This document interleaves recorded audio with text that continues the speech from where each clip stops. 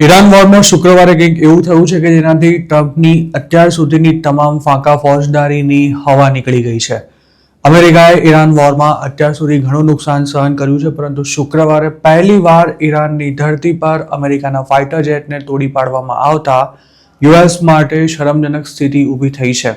ઈરાનનો દાવો છે કે તેણે કરેલા હુમલામાં F-15E સ્ટ્રાઇક ઈગલ ક્રેશ થયું હતું, જ્યારે અન્ય એક A-10 વોરહોગ એરક્રાફ્ટ પર્શિયન ગલ્ફમાં ક્રેશ થયું છે. આ સિવાય એક રેસ્ક્યુ હેલિકોપ્ટર પણ ક્રેશ થયું હોવાના સમાચાર છે. F-15E સિવાયના એરક્રાફ્ટ અને હેલિકોપ્ટર કઈ રીતે તૂટી પડ્યા તેની કોઈ માહિતી આપવામાં નથી આવી.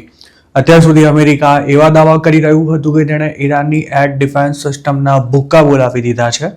જોકે F-15E જેવા ખતરનાક ફાઇટર જેટને તોડી પાડીને ઈરાને સાબિત કરી દીધું છે કે તે હજુએ અમેરિકા સામે લડવાની ક્ષમતા ધરાવે છે. ઈરાને તોડી પાડેલા અમેરિકન ફાઇટર જેટમાં 2 પાયલટ સવાર હતા, જેમાંથી એકનું રેસ્ક્યુ કરવામાં આવ્યું છે, જ્યારે શુક્રવાર બપોર સુધીમાં સેકન્ડ ક્રૂ મેમ્બરનો કોઈ જ અતોપતો નહોતો મળી શક્યો. આ સિવાય A-10 વોરહોગ એરક્રાફ્ટને જે પાયલટ ઉડાવી રહ્યો હતો તે પણ બચી ગયો હોવાનું જણાવાયું છે. ઈરાને દક્ષિણ પશ્ચિમી ભાગમાં શુક્રવારે F-15E ફાઇટર જેટને તોડી પાડ્યું હતું.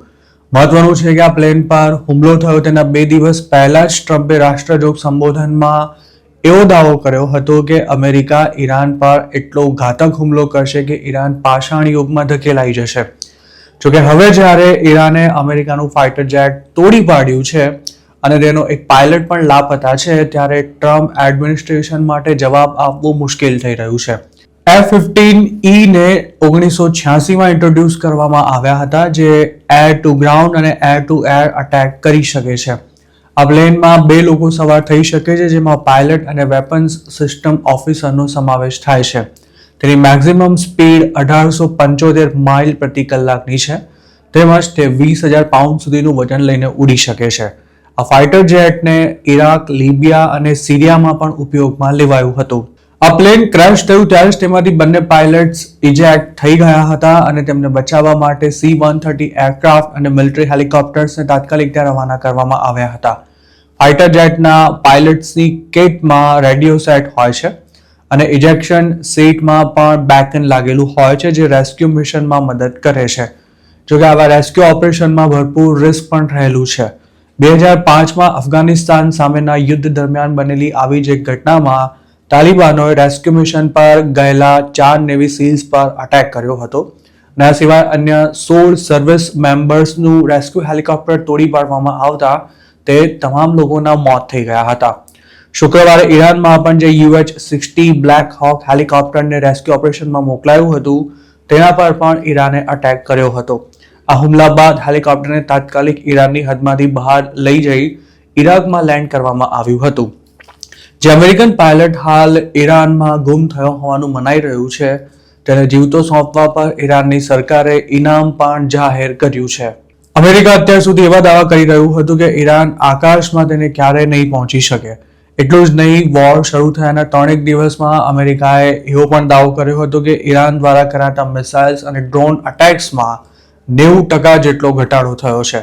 જોકે આ વોરને 5 અઠવાડિયા થઈ ગયા હોવા છતાં ઈરાન તરફથી કરાતા હુમલા સાવ બંધ નથી થયા અને હવે તો તે પોતાની આસપાસના દેશોના ચાવીરૂપ લોકેશન્સ પર હુમલા કરીને થાય તેટલું નુકસાન કરવાના પ્રયાસ કરી રહ્યું છે.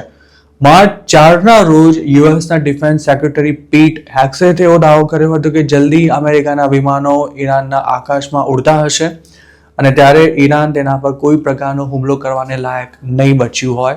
પણ થયું કંઈક અલગ જ છે. ડોનાલ્ડ ટ્રમ્પ પણ છેલ્લા 2 વીકથી મોટી વાતો કરી રહ્યા હતા, તેવામાં શુક્રવારે જે કંઈ થયું તે અમેરિકા માટે પણ કલ્પના બહારનું છે. માર્ચ 24ના રોજ તો ટ્રમ્પે એવો પણ દાવો કરી નાખ્યો હતો કે અમેરિકાના વિમાનો તહેરાન અને ઈરાનના અન્ય ભાગો પરથી ઉડી રહ્યા છે અને હવે તે કશું જ કરી શકે તેમ નથી. તે જ વખતે ટ્રમ્પે ઈરાનના પાવર પ્લાન્ટ્સ ઉડાવી દેવાની ધમકી પણ આપી હતી. ત્યારબાદ ટ્રમ્પ એવી લાઇન પર પણ આવ્યા હતા કે ઈરાન પાસે હવે નેવી, મિલિટરી, એરફોર્સ તેમજ એન્ટી એરક્રાફ્ટ સિસ્ટમ જેવું કશું જ નથી બચ્યું. જોકે ઈરાને બતાવી દીધું છે કે હજુ તેણે પૂરા પત્તા નથી ખોલ્યા અને ટ્રમ્પની સેના મન ફાવે તેમ ઈરાનમાં ન તો ઘૂસી શકશે કે ન તો તેના વિમાનો ગમે તેમ ઉડાઉડ કરી શકશે.